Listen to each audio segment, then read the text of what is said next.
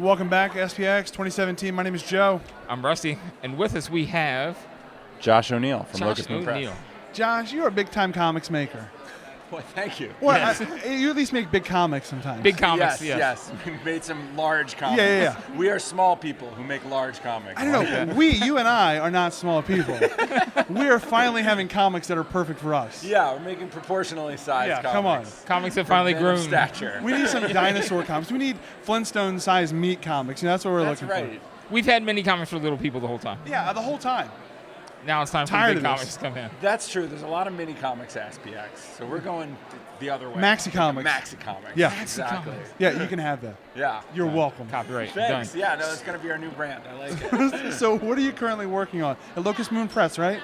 Yes, I work with two companies. I'm co-publisher of Locust Moon Press. I just founded another little small press called Beehive Books that we're about to release our first book. The book we're working on is it's a big, again, oversized hardcover art book about this turn-of-the-century cartoonist, illustrator, visionary artist named Herbert Crowley. He's almost completely unknown, and his work is mind-blowing and bizarre and like proto-psychedelic. And it's going to be a gorgeous and very strange book. Wow. Yeah. That sounds terrifying Yeah, and intimidating. Yeah, no, it's weird. It's weird. It's an overwhelming experience. Now, that's not the Bizarre. only giant book that you've had a hand in making. No, we put together the Little Nemo Dream Another Dream project from a couple of years back, which was a collection of tributes to Little Nemo and Slumberland by over 100 of the greatest artists working in comics today.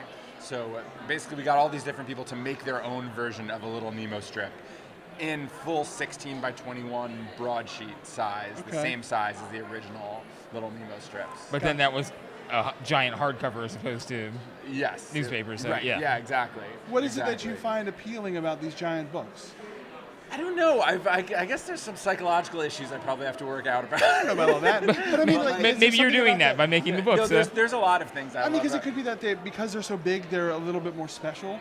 They stand out a little bit more. Well, I mean, I love giving artists that kind of page space to work Okay. with, because I think there is something special that happens when you're working in comics or illustration. You very often don't get a lot of space on Yeah. the page. So to give people a chance to do really bold, huge graphic things, I think with the Little Nemo book in particular, the combination of the influence of Little Nemo and Winsor McCay, and the intimidation factor of trying to follow up Winsor McCay, combined with the chance to work on the same huge scale that McCay was working on, really made people dig deep into their own vision and talent and try to do the coolest, wildest thing they could. I've seen that kind of thing happen a lot with the tabloid style give free comics that Yeah. different areas will put together, because it's a different canvas for people to work within. So you kind of see something really unique Yeah. come out of that process, and it's similar to what you're working with. Yeah, no, it's true. And the other thing I love about big books is they're just so disorienting. There's something about them also that makes you feel like a little kid. Disoriented. when Did you have hold the them. inner ear infection? Yeah. Well, they just the book- scale of the world seems Yeah. off. Yeah. It's like when you have one of those tiny bottles of airplane liquor and you feel like maybe you're just a giant. Yes. Right? What's happened? Oh, no. okay. Yeah, right. But there's something about holding one of those books. It brings you back to when you were in picture books and you're a little kid and the Yeah. book is the size of your Like entire it fills torso. your whole lap. Yeah, exactly. Yeah, I guess in a way things stop being larger than life when you get larger yourself. Right. I feel like a huge book sort of can it has a little bit of that weird magic that kind of fades as you get older. So tell us more about what the project you're working on now is. Sorry. What is the one that you've just working to complete now?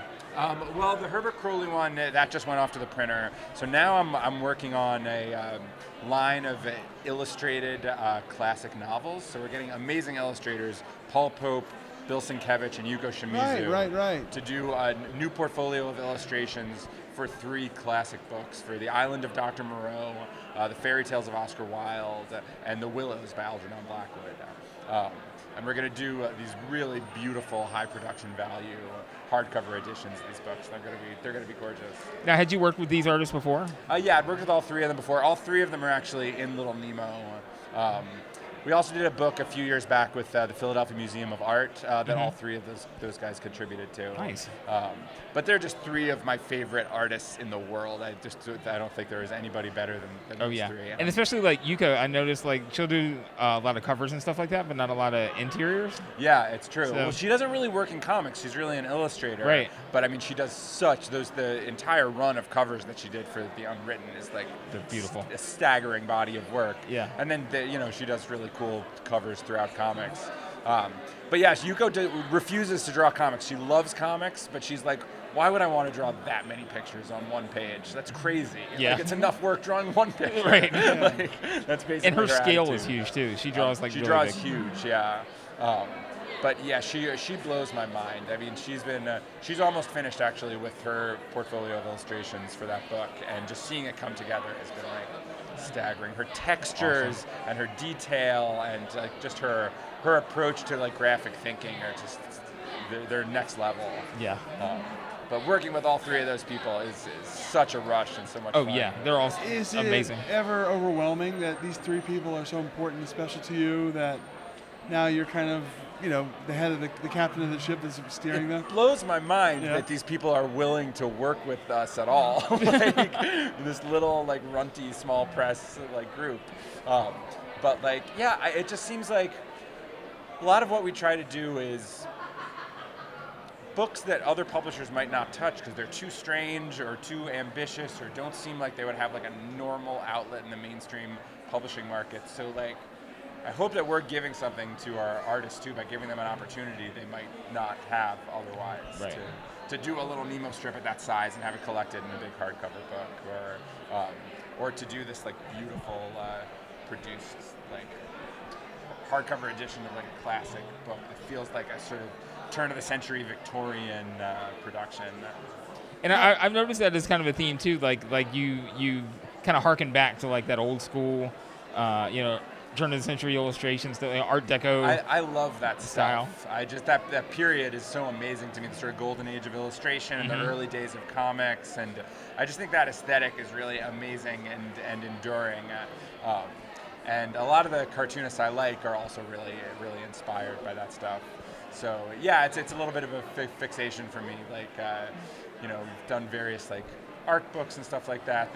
The Herbert Crowley book is another like turn of the century like forgotten guy. I'm also working on a book about an illustrator named Harrison Cady. I don't know if you guys have heard of him. He's another amazing sort of at this point little known like turn of the century illustrator. I just feel like there was so much amazing work coming out back then, and some of it has been kind of cataloged and remembered in their art books and stuff, but so much of it is even stuff that was very well known at the time. I mean, Herbert Crowley was never well known, but Harrison Cady was like a very popular illustrator of the day, but I don't feel like anybody remembers who Harrison Cady is. Yeah, and like it's certainly nothing like in print now. The collection Yeah, of this no, stuff. it's true. And I also figure between Herbert Crowley and Harrison Cady, we can like corner the market of like little known turn of the century illustrators with the initials HC. Oh yes. So that's gonna kind of be the theme of our entire publishing company. I appreciate that. That's a high benchmark trying to match every time. Yeah. Well, I'm trying to like really. I think if I find a small enough market, I can conquer it. I can just Yeah, own that that's market. great. It's like a niche of a You're niche like of a the niche. go-to- This is my alley. The I own go-to this. HC golden age of illustration people. At what point do you think you'll just start accepting nicknames? They called him Hank. Yeah, Right. that's close enough. That's close enough. I think I'm ready to expand pretty much right now. Thinking about this, you have these three classic novels, and you have three, very well-regarded artists.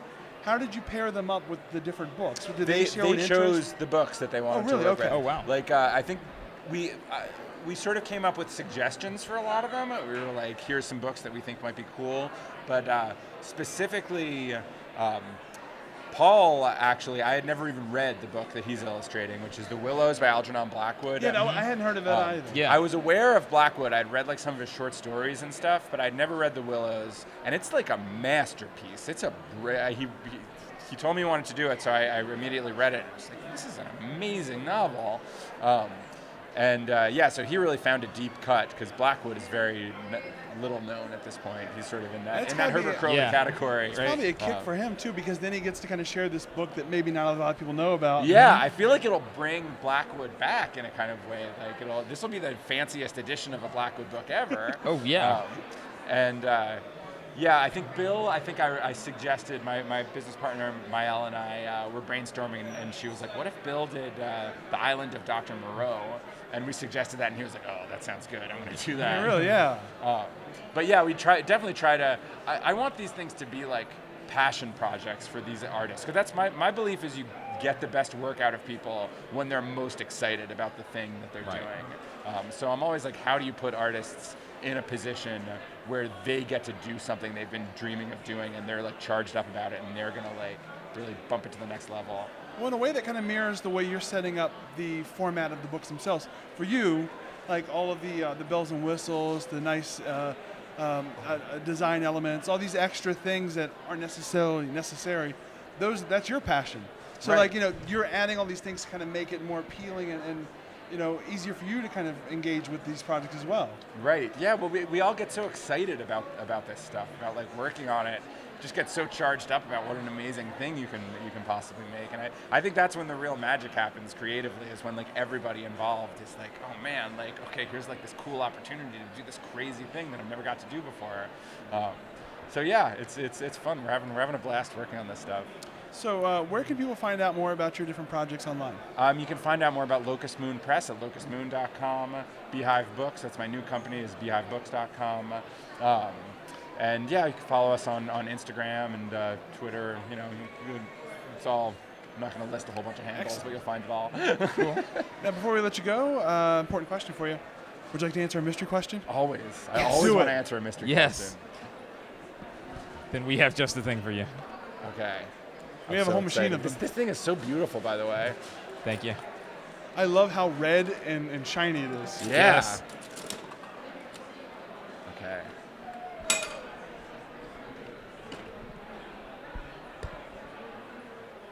All right. Josh, what is your question? Whoa. What is the furthest you've ever walked? What is the furthest you've ever walked? What is the shortest? Yeah. Oh. What is the shortest?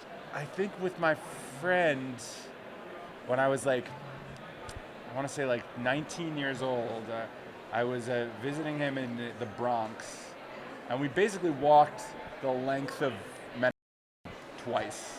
Wow. And I can't remember. I think it took like 14 hours. something Jesus. Like that. Was it nonstop? No, we took breaks. Okay, Oh my We that's stopped good. gosh. a bunch of times. Was it a dare? No, we just like decided to go for a walk. We were just like, let's keep walking. 14 hours later, it's like, is What else fun. we got to do? yeah. Yeah. And I guess the shortest distance I've ever walked has been like the distance from here to here. Nice. Makes sense. I like that one. I like So where you got- I just set the record in this Right there. moment. You saw it happen right here, Yeah, guys. At least I tied the record, I guess. Thank you Yeah. for joining us for this momentous occasion. Thank you for having me, fellas. Well, This is no, great. no. I was just thanking them for the record you set. Right. But before you go, there is one more thing. One extra. We saw you just a week ago, I guess, at Yeah. the In Philadelphia Philadelphia. Free Library as part of the SPX graphic novel gift program. And in conversation with you, we came up with a story about Rusty, where he got a special gift. And I talked to the manufacturer, who is my mom. And in this giant capsule, That one's screws. There you go. you have your very own pair of clear underwear. Oh my God! All of my dreams are coming true. Yes. at once.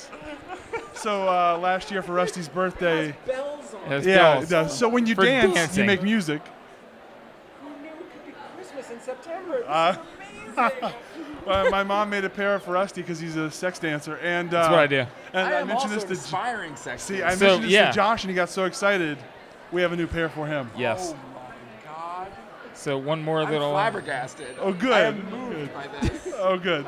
My mom couldn't believe I was actually asking for I will this. treasure these until the end of days. Oh, so good. Good. Oh my God! Awesome. I'm glad. This is the best. Well, thank I you love so you much. both. This is pure magic. Oh, excellent. And that's the end of the interview. We can't top that. Ta-da. There's nowhere to go.